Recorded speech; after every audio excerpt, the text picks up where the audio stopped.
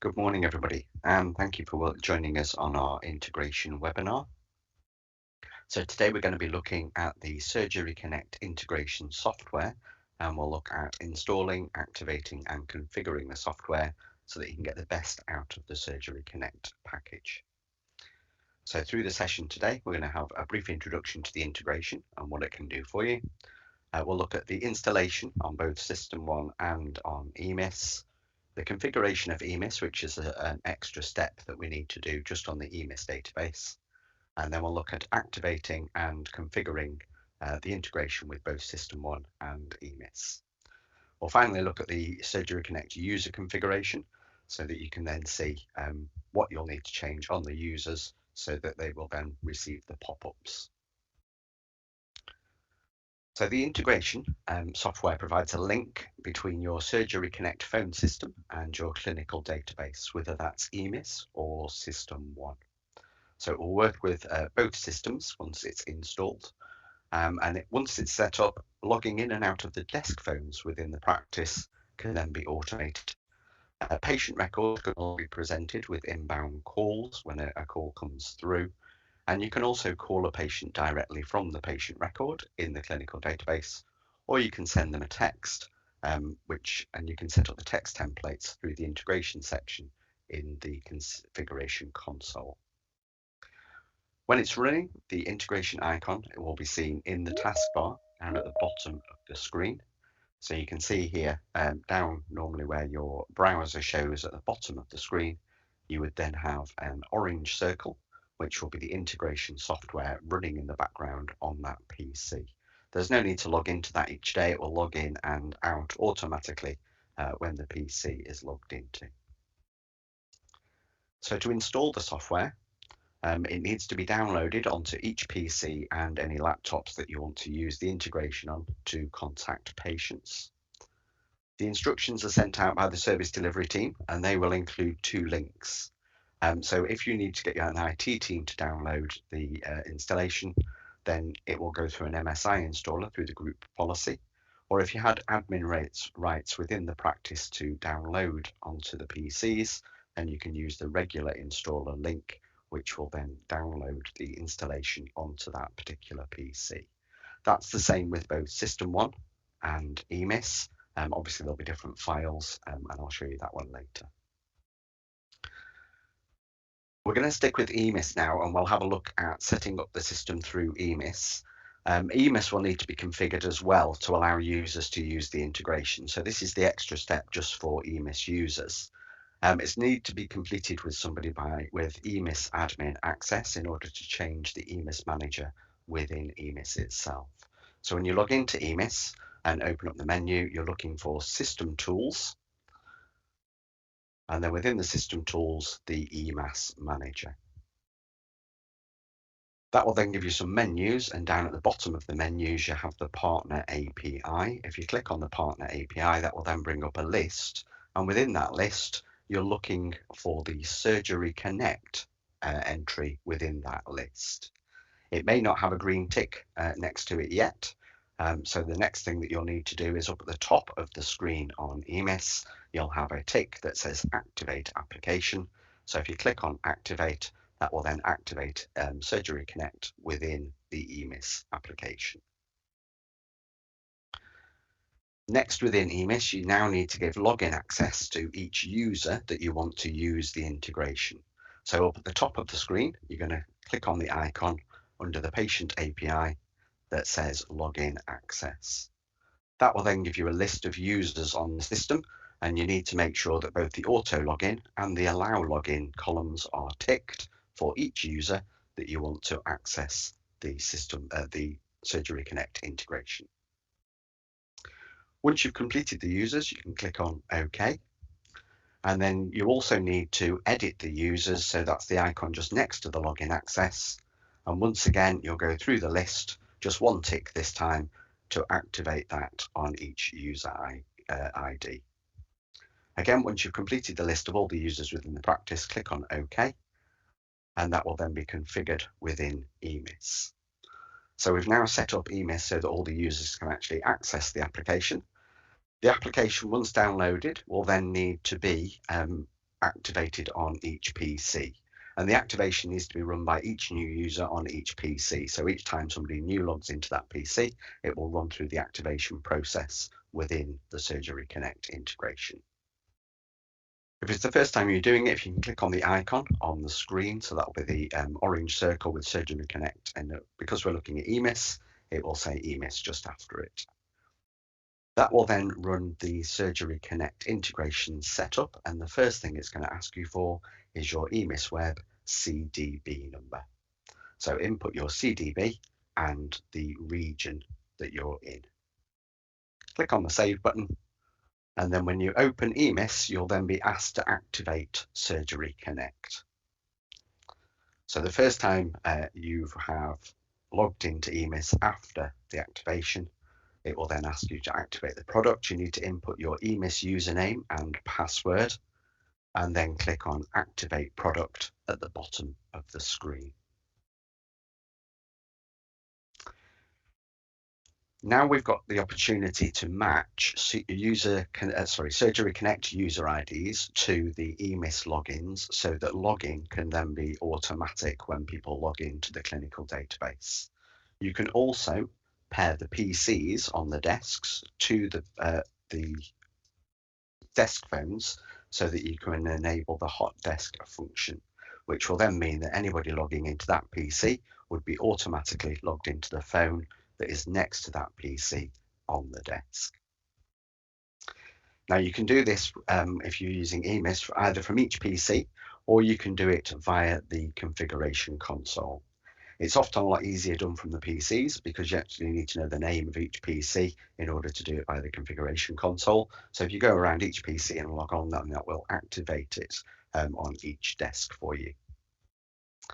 So on the individual PCs, you can either log into EMIS and that will then launch the setup, or if EMIS is already running, if you click on the little arrow down in the bottom right hand corner just next to where your clock is, that will show your hidden icons, and Surgery Connect will be one of the hidden icons until it's actually activated.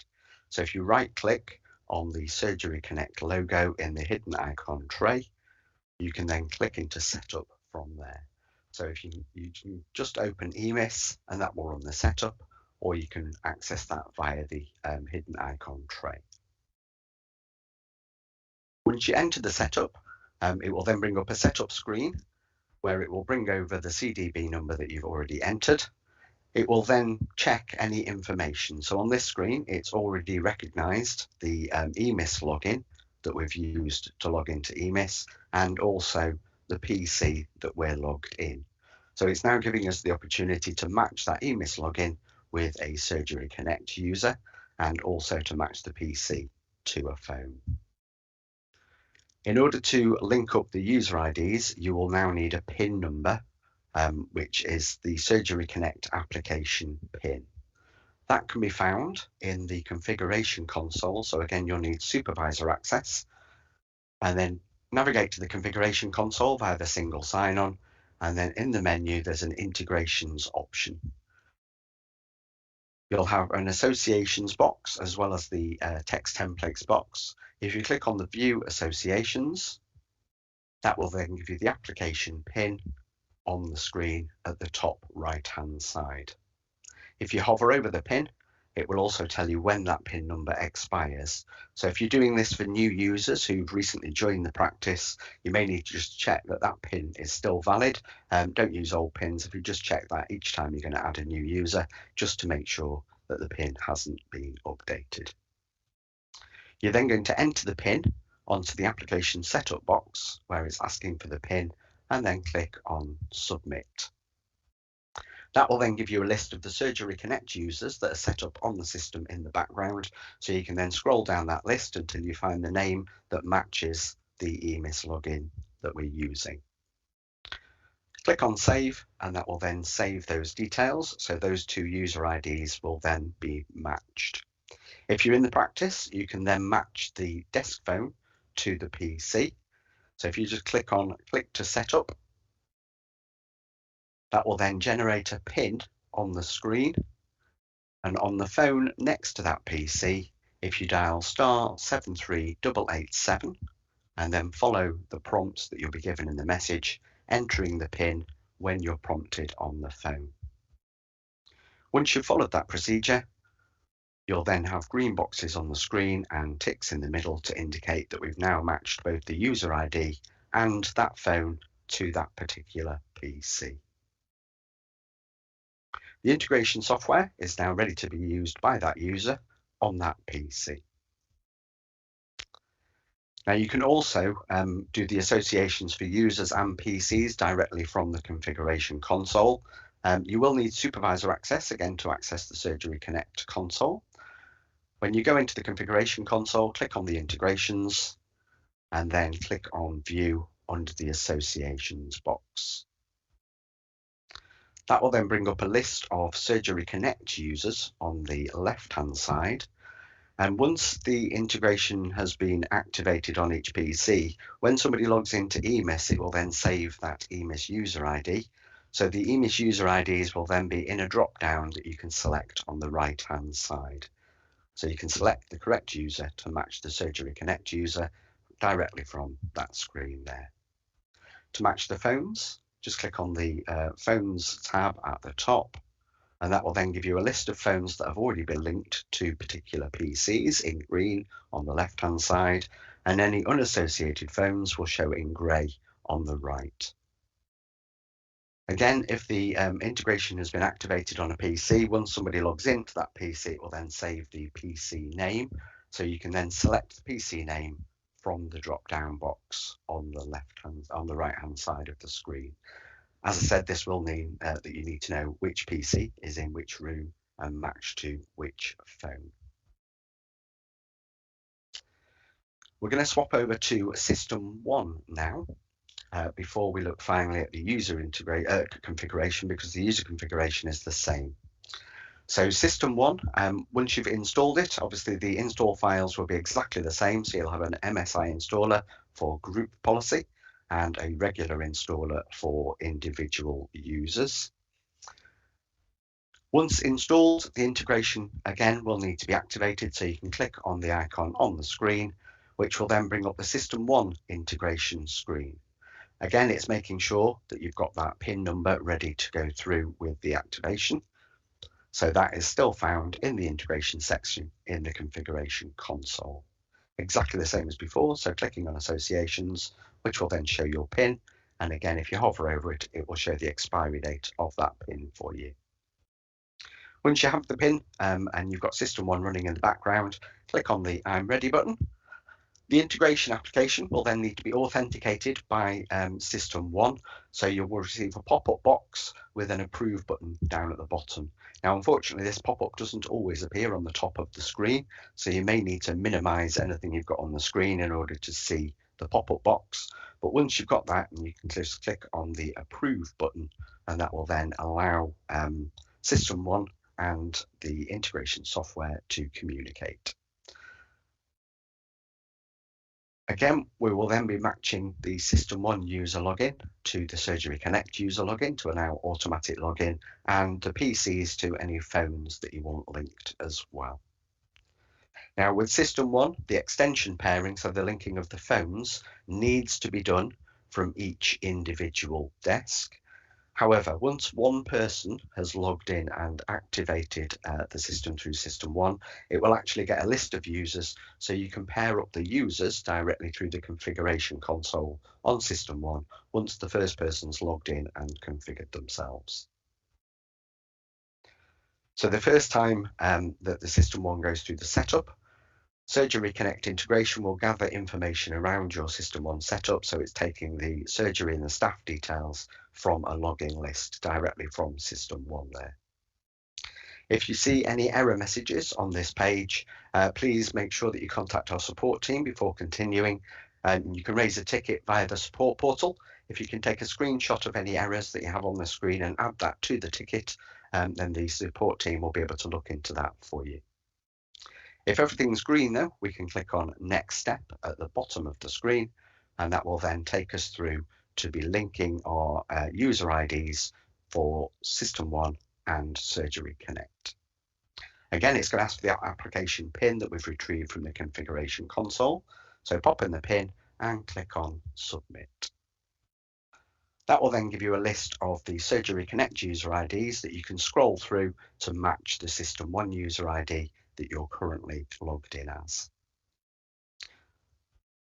Once you've matched up the user IDs, again, if you're in the practice, it will then allow you to match with the desk phones. So click on Start, and then on the desk phone itself, dial *266 344 if you're using System 1 integration, and then follow the prompts again and enter the PIN when prompted. If we are linking up the users via the configuration console, it'll be in the integrations, in the associations as we were before, and then on the users tab with System 1, you'll have your list of Surgery Connect users down the left-hand side, and then once the first person has logged in and activated the integration, you'll then be able to pick the other users directly from the list on the right-hand side. You'll also need to configure the actual users themselves. That can be done via the configuration console in the users menu, and then on the individual users on their integration tab. If you're removing users that have left Jazz, then you'll just need to delete the user, and you can deactivate it depending on which system you're using. But deleting the user then would actually delete their access via the integration as well. So we're editing this particular user. This one's got our EMIS login. It's exactly the same for System 1 here. And you can then set the action that happens when you log in. So on this one, we've got it automatically logging us in on the phone when we log in to System 1. So if we use the smart card in the keyboard, or if they just log into a PC and then log into System 1, it will automatically log that user into the phone next to that PC. When we're logging out, you can choose between doing nothing, automatically logging you out, or asking what's going to be happening. And then you can also say what you want to happen to the patient call recording association. So down at the bottom here, we've got what happens after each call with the call recording. And with System 1 and EMIS, that will then save it into the integration software. So it'll save a copy of the recording into the integration pop-ups. Now, these actions can be set for each user via the configuration console, or they can be done by each user on their PCs when they first set it up. They can do that through the hidden icon tray again, so down at the bottom right-hand side, clicking on the little up arrow and then right-clicking on Surgery Connect icon. If you then go into the settings menu, that will give each user the option then to set what happens when they log in, log out, and what happens with those call recordings. These are the pop-ups that the users will then see. So on an inbound call, you'll receive a pop-up that will show you the inbound calling number, when that number last called and who they last spoke to, and also the patients that match that inbound call number. So when a call is answered with the integration software, you can then just click on that patient's name. It will take you into the relevant database, whether that's EMIS or System 1, and load up that patient's details on the screen for you. When you're in a patient's record, you can use the integration software to call directly from the patient record. There are keyboard shortcuts, so you can use Control, Shift and H to call the patient's home number with an active patient on the screen in front of you. Or you can click on the orange circle that will be down in the tray at the bottom, so in your taskbar at the bottom. That will then bring up the patient overview for the current patient that you're viewing in your clinical database. On the Contacts tab, you'll then have their contact numbers, so you can either call them directly from the screen using the call buttons and the click to call technology, or you can send text as well from there. And text templates can be set up for the integration via the Integrations tab on the Configuration console. So during this session, we've had a look at the introduction to integration. We've looked at the installation and then the specific configuration of EMIS, and then activating the integration in both EMIS and System 1. We've also looked at the user configuration, which can either be done through the configuration console or individually by users on their PCs.